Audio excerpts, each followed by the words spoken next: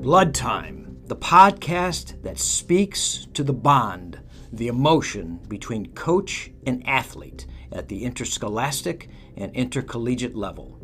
Each interview, each segment will reveal that bond and what was learned, how they were transformed, and what each athlete took to the world at large from that transformation. These stories will warm your heart and astound you altogether. Submitted for your approval. Now it is blood time.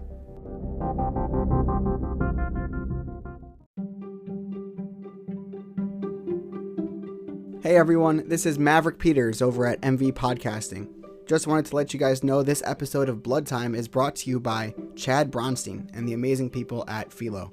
Check them out today at www.hellofyllo.com. That's HELLOFYLLO.com. Hey, this is Coach CIMORONI for Blood Time. I want to thank my guests. My guest last week, Jake Goodwin, my assistant coach. He's terrific. We love this kid. And, you know, he came up with a wonderful saying, and it's helped a lot of other people too. Wrestling saved my life. It saved his life and his brother's life. And what he forgot to mention, because we talked about so much, is that his brother came back from all that rehab and became a state wrestling champion. Amazing story. I have another amazing story here, a guy who's killing it in Chicago in the marketing industry, the cannabis industry, the CBD oil industry, a former wrestler at Beechwood High School, Chad Bronstein. Welcome, Chad Bronstein. Chad, how you doing, man? I'm good, man. I'm excited to be on your show, Pete. Yeah, I'm so happy to be here. I really, you're one of my favorite guys of all time, and love your whole family. Your mother, I've known since high school. She's a great lady.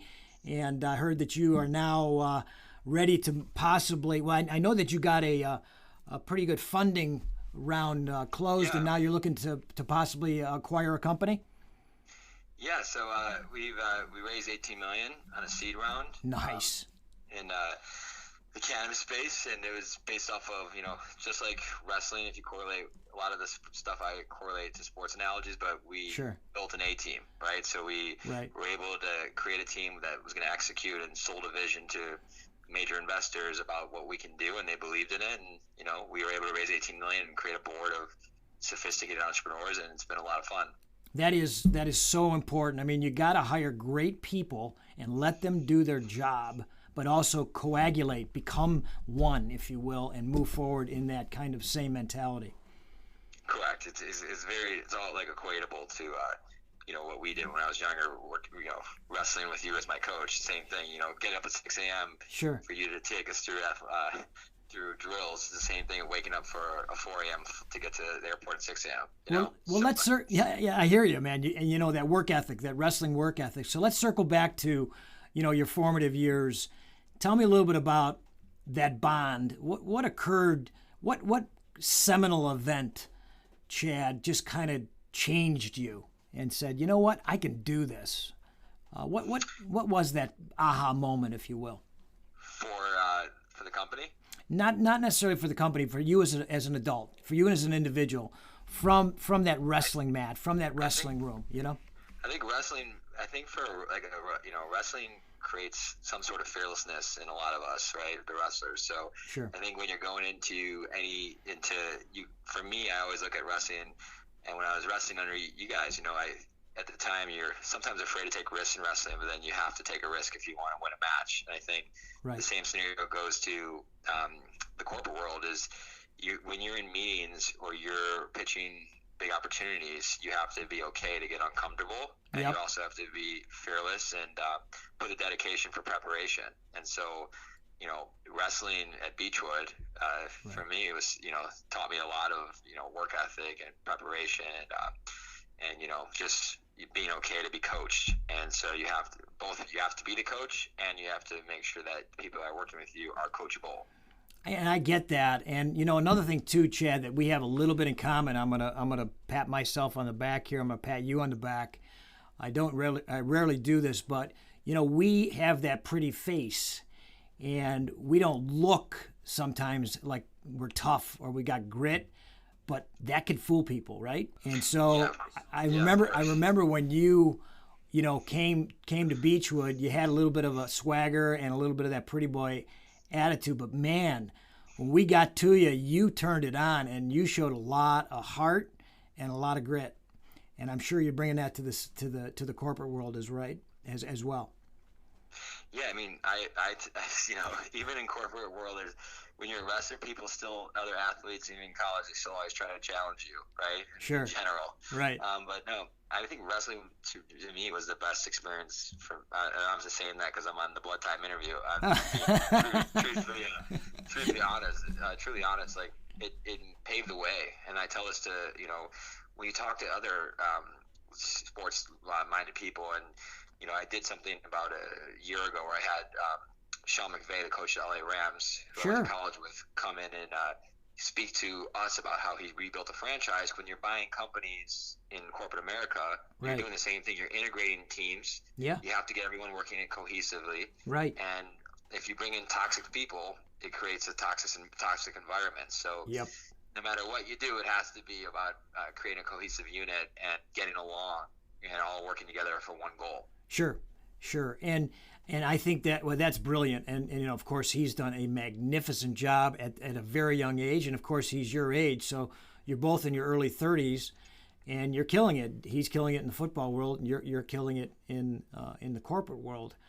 But Chad, there's a couple other things too that when I think about the sport world, the one thing about our sport, and I love other sports. Look, I lettered in 4 sports in high school. I love playing golf. I love football. I love it all. But the biggest thing to me about our sport is that it's an honest sport. And I keep saying this in almost every interview. It's an honest sport, and it makes you look in the mirror. And you're the CEO of the corporation, am I correct? Yes. I founded the company. Yep. You founded the company. So you have to look yourself in the mirror every day, and you got to hold yourself accountable. And that attitude, in my estimation, comes from that grit that you can't hide. And so with that setting the pace, how does that translate into the business world and what you're facing right now? No, it's like I think about it sometimes, no joke, but Ryan Peters and you and Coach Marino, for me, it's like, you guys challenged me when I was younger, like, I would always like to chin whip someone, right? But you guys you guys got to try something new. You got to continue. And I think I don't listen to that advice as much as now when you look at yourself in the mirror, you're challenging yourself to try something new because you're doing every day I look at myself in the mirror and I may have done something wrong. And right. How do I correct that? And so when you're taking investors' money and a high $18 million of money, like, you have a lot of pressure on you. So you better be able to one, be able to be under pressure, but 2, also make the right decisions that are going to lead you to the proper exit opportunity for those investors, and also create a culture for a company that people are excited to come to. And that takes correcting myself on a daily basis to make sure that I'm doing the right thing. And some days I am, some days I'm not. I don't. Well, and we talk about that failing forward, but it's interesting because I do speak to a lot of companies now, as as a businessman, but also in the coaching mentality. And one of the things that I talk about, you talked about taking that investment and really being a shepherd with that and being a steward of that and really paying attention to making the right decisions as to your best ability. But I say to a lot of the companies that I talk to is that when you're making a decision, a business decision, and you're thinking about that, you better make sure that you're making the right decision, making right choices. We talked about it in the wrestling room, but like your mother's looking over your shoulder, and you can look her in the eye and say, yeah, I'm doing the right thing. And it's about making good choices. And we start that primarily in the wrestling room or in the coaching arena, saying, eat right, get right, get sleep, do your homework, all those underpinnings that you can take now to become a CEO of a corporation. Does that make sense to you?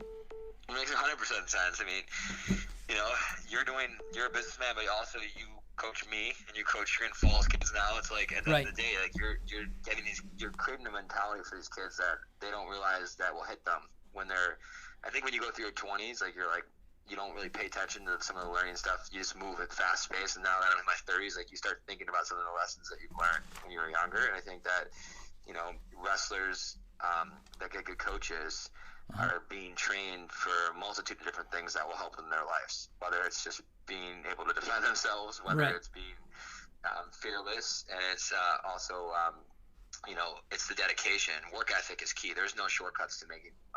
If you're going to be successful, there is zero shortcuts. And I think wrestling has the same scenario. There's zero shortcuts if you're going to try to be a good wrestler. There's zero shortcuts if you're going to try to be a good businessman. Right.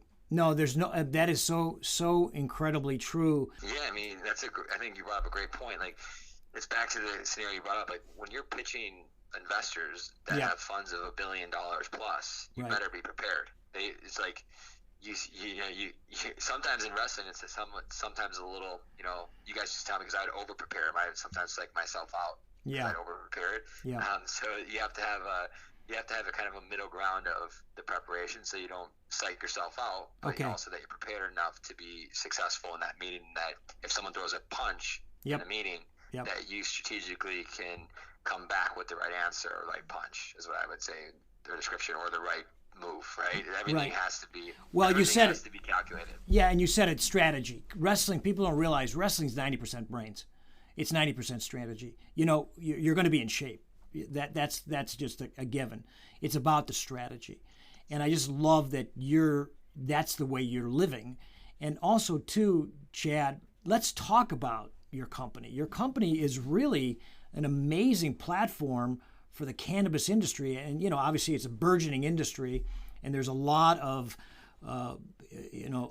questions, or a lot of unanswered future, if you will, that's there, and you've really given it a platform to almost kind of codify the whole situation so that it can be reasonably not guaranteed, but close, of what kind of outcomes can occur with these companies. So could you talk a little bit about your value proposition? Yeah, so my past 8 years of my career, I was a CRO and leading revenue operation for a sizable company. Right.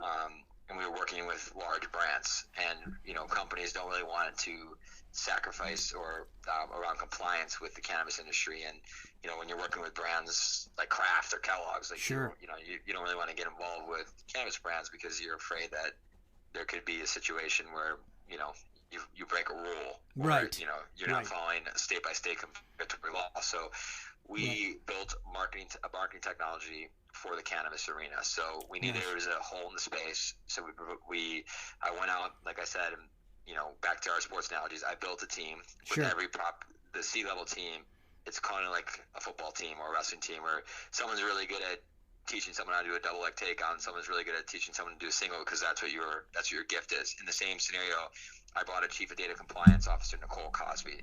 Okay. She is an attorney by trade, but she was leading the executive vice president for compliance and standards for Publicis, which is the largest holding company. Oh yeah! Oh my goodness! Huge. Yeah, so she's on board, and she leans credibility to the compliance side. Then I hired this guy, Michael Chalk, who is the CEO of Media IQ, built it from 0 to 250 employees, and he's our head of operations. Eric Shani is an Israeli guy, also a top-tier athlete, was almost an Israeli Olympic cyclist. Wow. In the Air Force, and he's our chief product and chief technology officer, and runs our Israeli engineering team. And then Conrad is our CMO, came from Code Collective, RGA, and then Aristotle Loomis, he's a 28-year-old guy, sold his company to Marcus Lemonis to profit on CNBC. Wow.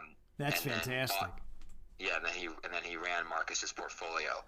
And so the team, and Brent Skoda, actually, I founded the company with. He's a Cleveland guy. Okay. Baseball player. And so the team is very, it's covering all bases. So marketing is the key. We work with brands, in the CBD and cannabis arena that are big brands. All these companies have had very successful exits. Publicly traded companies. And so now we're helping them craft their story and put it out to market in a digital environment. These people were used to running billboards, right? Because that's all they could do. So now we've created an environment where they can actually run digital with what our technology is called CAS, compliance as a service. Okay. And it layers into the other technologies so that it's creating a safe haven of inventory. Yes. That if you're a big CBD brand, yep. you can now scale that dry sales and do it without worrying about breaking any laws. That's brilliant, because the laws are different, obviously in every state, and it's still federally an issue. I own a small piece of a company that does medical malpractice. We just got our provisional license in Nevada, medical malpractice for doctors that prescribe cannabis. So, but there's only certain, states that would do that, and Nevada's the first, and Cali's going to be next. So it is a bit of an uneven playing field, if you will, and for you to bring this kind of technology is brilliant. Yeah, I mean, we hope so. So we're looking, we're obviously, we raise a lot of money, so continually building the technology. That's why we chose to do it in Israel. Okay. Just because of our, we have a lot of, Eric Shani and myself have a lot of experience working with Israeli engineers. Okay. So, and they kind of have that same mentality, by the way, that a wrestler has, because they're very brash, they're tough, but they go the extra mile. Yeah, a little Mossad-like, right? Well, there a lot of them are Mossad, right? Sure. So a lot of them come from that. So that's, and they go to they're call it comparable to MIT, the Technion Institute in Israel. A lot of them come from there. Gotcha. They know Krav Maga? Funny story, and I hope Eric Shani listens to this, but Eric Shani was in the Israeli military, and he did try to wrestle with me as my chief product officer at our last company called Moby. I love it. And I snapped his head down, and he went down pretty hard. That's fun. That's fantastic. I love that stuff. He'll listen to this and get a kick out of it. Oh my God, that's beautiful. Did you come back up with a front headlock and choke him out? He you didn't have to, he's right? He's 6'4". He lost his footing, so really he didn't come up very hard. That's beautiful. Well, you give him my best. My 5'7", 135 pounds, all of me. So he'll listen. He's actually one of my closest friends. But yeah, he's a co-founder of the business. Right. And he's built our technology. Him and his group built the technology. I love it. Well, what's the future look like for your company, Chad? What are we looking at in the next year, 3, 5 years down the road? Where are we going to see you guys at? So you'll see us do some M&A transactions. Okay. Continue to purchase software-based companies that are in the cannabis realm, or more from like the compliant angle that we'll try to add into our platform. And you'll see us continue to grow. I mean, we have 35 employees. We'll be at 50 probably by February 1st. Wow. And, that's fantastic. We are, and we'll probably do a large Series A round within the next 6 months to continue the growth, and hopefully, continue to be a defensible technology in the space. Sure. Where do you see cannabis going? Where do you see CBD? Where do you see the future of this? Truthfully, like CBD for one of our clients is very big CBD company that now is in all the CrossFits and Soul Cycles. In the athletic world, you'll see CBD being used, and I think even from like your wrestling team, if there's approvals from the doctors, like it's a great way to loosen up the joints. It also helps out when you have serious pain. And I hurt my knee this morning, and I use CBD oil on my knee. It's just there's going to be. I think it's going to start to penetrate the athletic markets, both from the high school to college to professional. Well, it's always about recovery, right? Because the sport is so physically demanding. It's about recovery, and if we can get something that is obviously healthy and help with that type of a situation, that's going to be well received, not only in the wrestling community, but probably every athletic community that there is. Yeah, exactly. I mean, and then also helps out a lot of other regions. So I think it's going to continue to blow up. I think you'll see. I think you'll see a lot more usage of it, and the idea is that and part of why we did this is the stigma will go away eventually. Sure. CBD is helping people that are addicted to other drugs, that are hardcore drugs, get off of the drugs. They're even doing things now, seen with shrooms, to get people off of Xanax or other things. Well, there are crazy things that are happening out there to help get people off of those hardcore drugs into more of a natural environment. Yeah, that's really important, because the opioid crisis here in Ohio is brutal. I mean, brutal.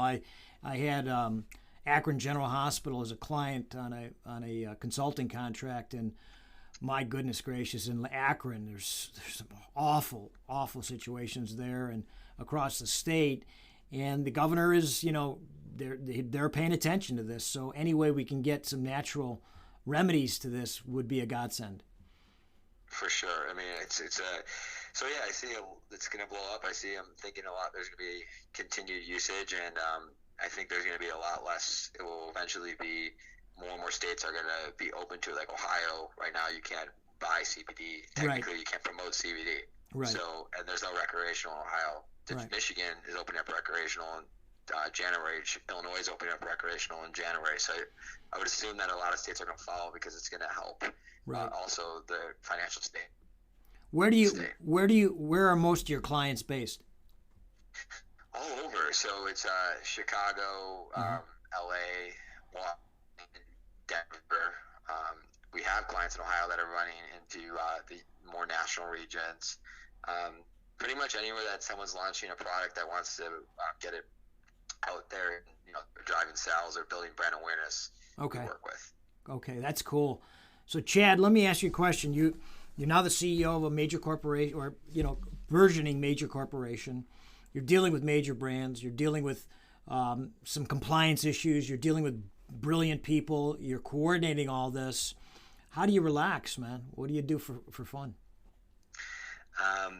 So I spend time with my wife and my son. Because I traveled a lot for the past year and a half for my last job because I was running almost $1 billion corporation with 300 something employees, and then this one. Right. I'm traveling a little bit, but yeah, when I come home, spend time with my family. I work out. Sure. I like to ride motorcycles when it's nice out, and I like it. That's about it. Just, I like it. Just, well, if you're, you can't really relax. I hear you. If you're ever back in town, you can go a few round robins with some of my boys at 150, 160, 170 pounds. We got one at 150 that's reminds me a little bit of you. He's a good dude. Yeah, I'd love to. One of these things I want to come down to your team and just I definitely think, and that's why I'm excited to do your podcast because wrestling, has molded me into a certain place where I'm at. Sure. And so I think it's important to tell people to listen to you guys, because sometimes I didn't listen to you guys, but now so yep you learn a lot. You think about some of those things you taught me, but that's why I wanted to do podcasts, because I love you. I love you too, man. You were super there. You were there for me. You don't have to do what you do, but you're always there for these kids, and I think it's most people don't give that kind of dedication like you do. So I have the utmost respect for you. Well, my currency is this: hearing that and knowing that, and you just pay it forward, bro. Just keep paying it forward, and you are welcome in the Chagrin Falls Wrestling Room anytime. I'd love for you to address the kids there, because these are great kids, and they'll take to that like a fish to water. But more importantly, I just love to see you and give you a hug. Yeah, I'll be there. I maybe come when I'm in town for Thanksgiving. I'll come maybe one of those mornings to one of your Thanksgiving wrestling practices. Yeah, we typically go a little bit later now. I'm not much of a morning riser anymore now that I'm in my 60s. So we go probably like 10 to noon. So anytime you want to stop in, just text me. Come on in. You're going to be like Lauren Radnick. You're going to be wrestling until you're... God bless him, man. He was the best. Lauren. He was another one. I forgot to mention him, but he was also one of the... great mentors for me when I was at Beachwood, you and him and everyone. But yeah, he was definitely always there for me as well. So I was lucky. Yeah, well, we were lucky to have you too. And Chad, let me ask you a question. If you could leave the audience with one or two words of wisdom, please do so. I'm going to open up the mic to you. Yeah, I think for me and why I've been successful is, I think loyalty is partially, you always have to be loyal. Okay. And team player, and just for me, my dad always told me, and my mom, I'm a nag and persistent. So for me, it's just constantly being persistent. If you want to make something happen, you got to be persistent, and you can't. I think goals are key, and you can't take your eye off the prize. And if you do, you'll never succeed. I love it. Tenacity, right? Everything if you set your mind to something, you gotta keep on going until you hit that milestone. If you take your eye off the prize, it won't come true. I hear you. Well, you've got your eye on the prize. You've got a heck of a prize. you keep growing that thing, because we need guys like you, and you just keep spreading the word, man. Just keep doing good business, and I really appreciate you being here, Chad. Of course, Pete, and thank you, and Maverick, thank you as well. And yeah, we got the A-team too. We got the A-team here, you guys believe do. me. Yeah, we really do. I've been listening to your podcast. Yes. And I think they're great. I listened to the assistant coach Jake's podcast that you guys had. I just think I've seen and I listened to Michael Goldberg's podcast as well. I thought you guys are doing a great job. Well, I appreciate that, and again, best of luck to you. Give my best to your entire family, and good luck with Fyllo. Right? Thank you. Fyllo.com. Yes. Check them out. Chad Bronstein. This is Coach CIMORONI for Blood Time. We are blood.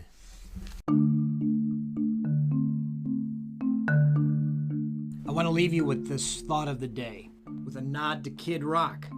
Go to where you are celebrated, not tolerated.